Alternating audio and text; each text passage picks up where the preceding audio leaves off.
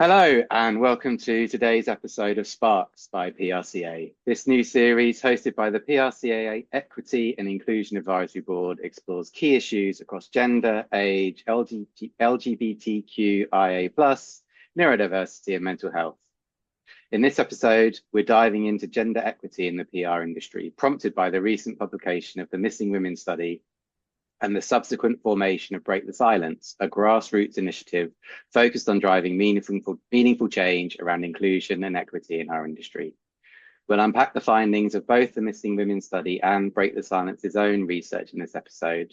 But my personal reaction to both was a feeling of deep disappointment at the systemic inequality that exists in PR here in the UK.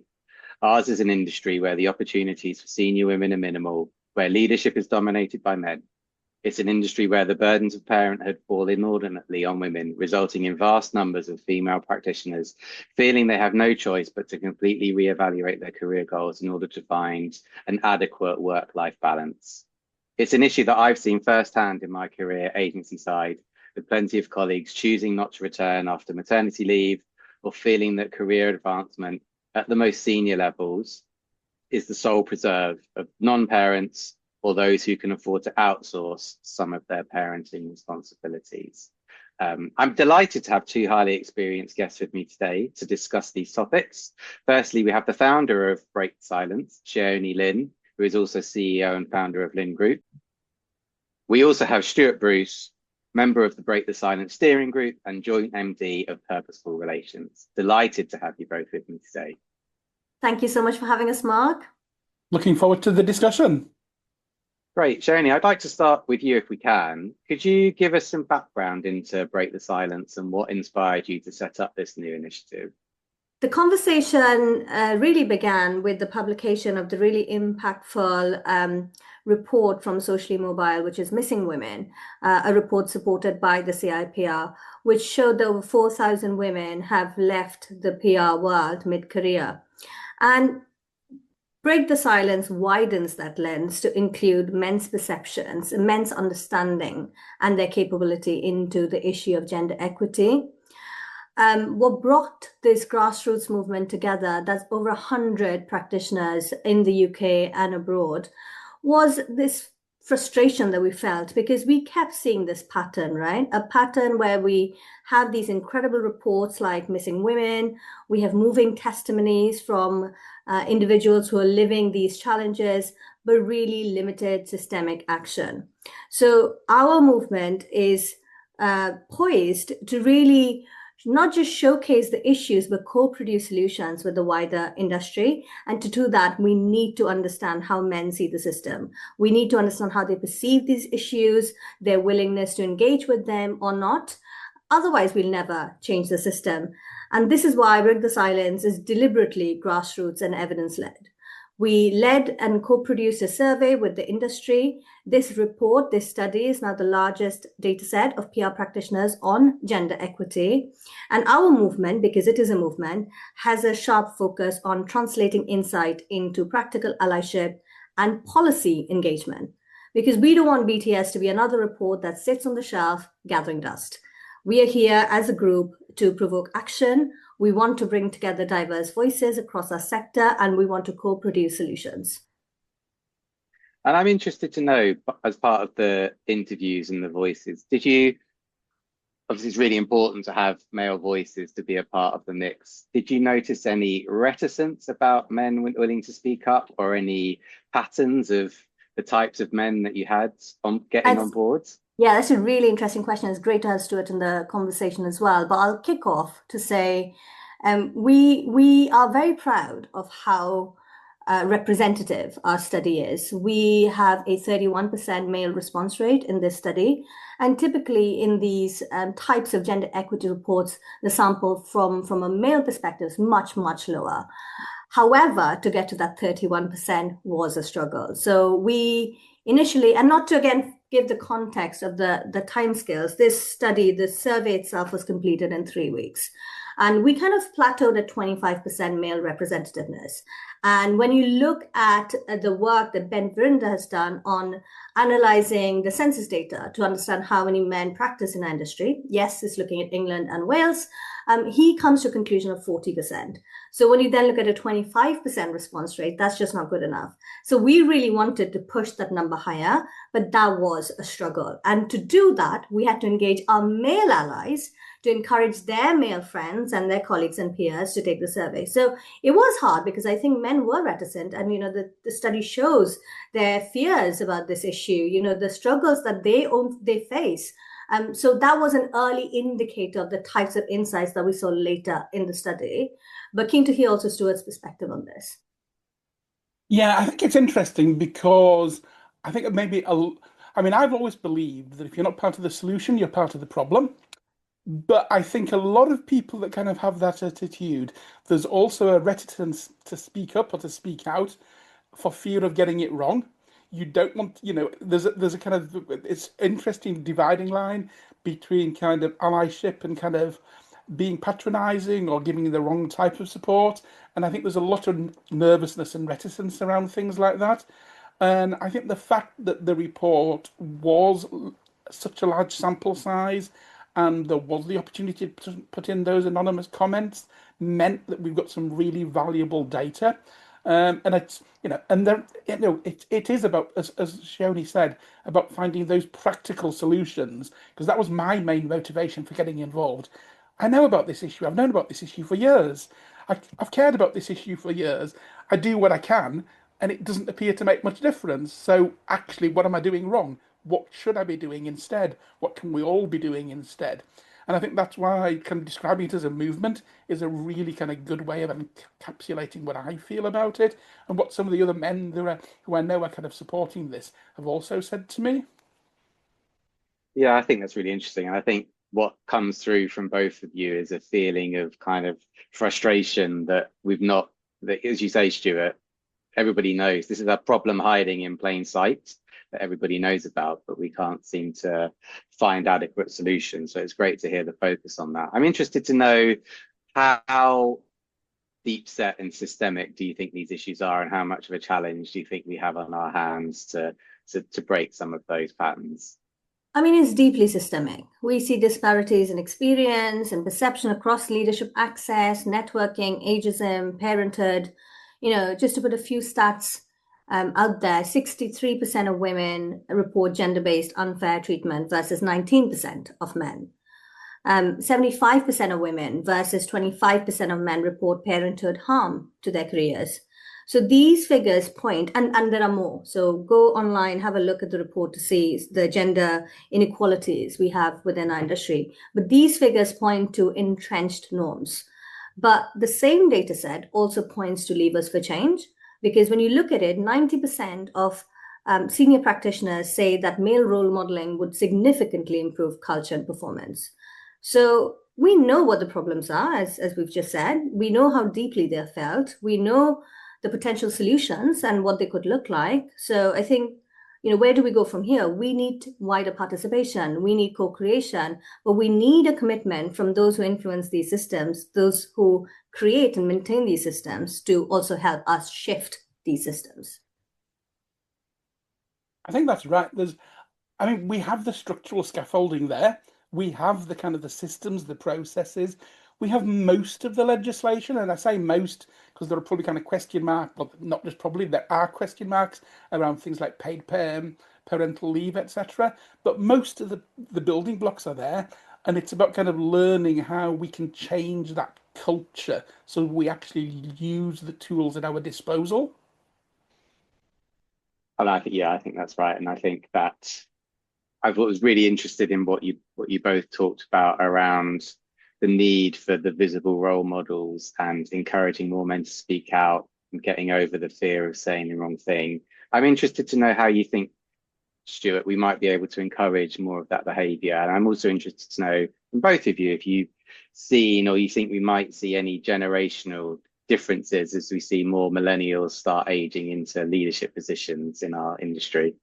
Okay, I'm going to take the second part of that first, because I think we've got to be really careful about kind of making assumptions about sort of millennials or Gen Z or other generations as if it's going to become some nirvana and we're going to suddenly see this sudden sea change.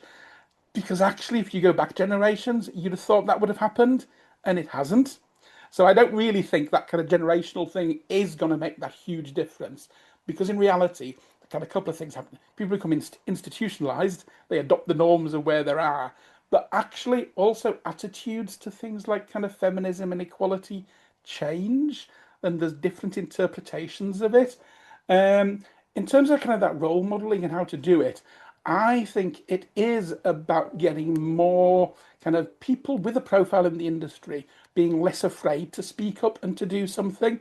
And I think the flip side of that being there has to actually be less criticism of if they're not getting it 100% right, because none of us are. And I think that's a big part of it. You know, people kind of look back and say, oh, well, 10 years ago, Stuart, when you were employing XYZ, you did this. Well, yeah, but I maybe made a mistake then. I've learned something from that. And I think there are a lot of people in the industry, both men and women, who are in that position of kind of that fear of kind of maybe they weren't perfect 10 years ago or whatever. So that kind of is a barrier to them doing the right thing today, and it shouldn't be. And would you also think that given that PR is quite a small, quite an insular industry where everybody knows everybody and everybody's worked with everybody, do you think that also has a compounding effect on some of those issues? I'm going to be controversial and say we are not this ecosystem that knows everyone. Actually, there's a very small echo chamber where there's a group of people, you know, the inner sanctum, so you will, who know each other. But it's a very small number of voices. It's a minority compared to the majority. So really, for us to make systemic changes, we need to go out of that inner chamber. We need to go out and speak to people who don't engage, you know, who don't come to our awards all the time, who don't come to conferences all the time, but they're still part of practice. So we need to widen the discussion, because I think for too long, the discussion has, like with many other topics in our industry, centers around a few people, and we hear from the same voices on repeat ad nauseum. So how do we break through that? How do we get new ideas? How do we get creative ideas? And perhaps then we can start shifting the system. 100%. It's about normalizing the conversation.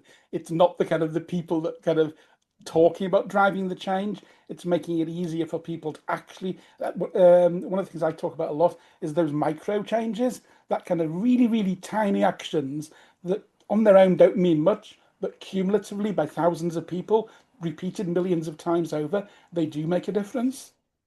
And also, I'm just going to say, as the behavioral scientist in the room, we need to define what good looks like. I'm not sure we're very clear as an industry what good actually looks like. So I think we need to be quite specific in what good looks like. We then need to platform those demonstrating those behaviors. We need to incentivize and reward those behaviors if you're going to make those a norm or a habit.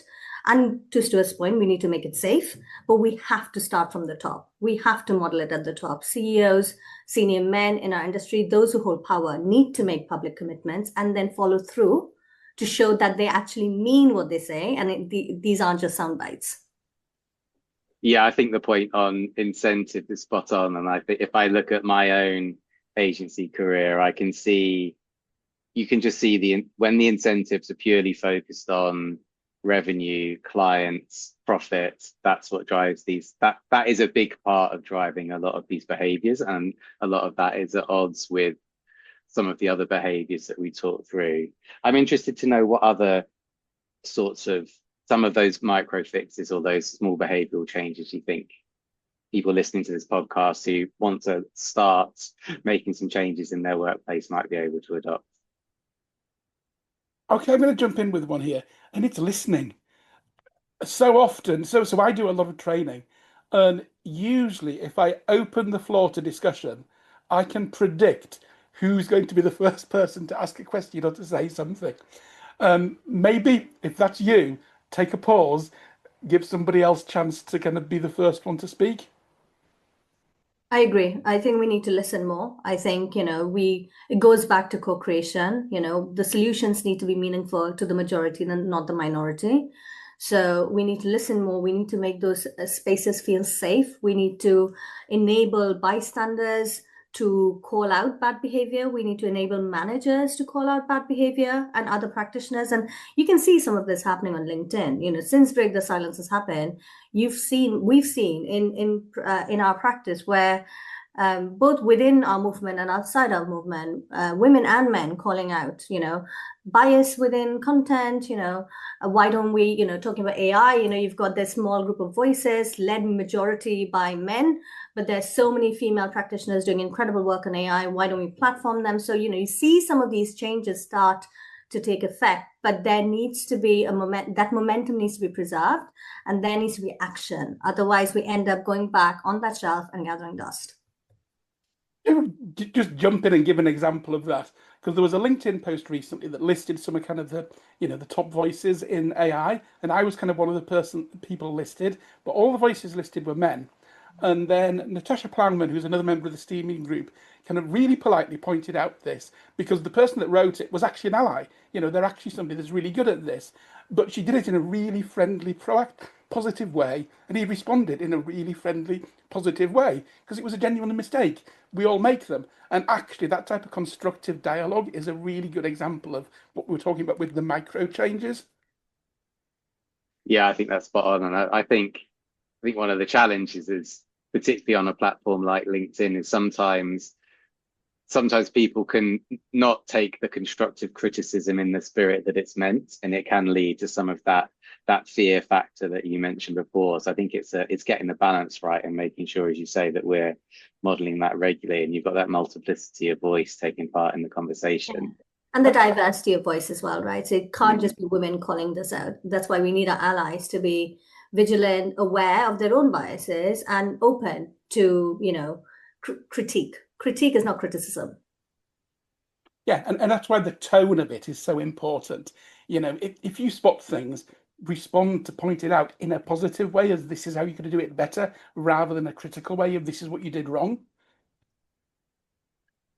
We've talked quite a lot today about some of the systemic barriers, and it can leave, as I said at the top, it can leave you feeling a little bit downcast about our industry. So let's finish with a bit more of a optimistic note. What do you see as causes for optimism on the road ahead?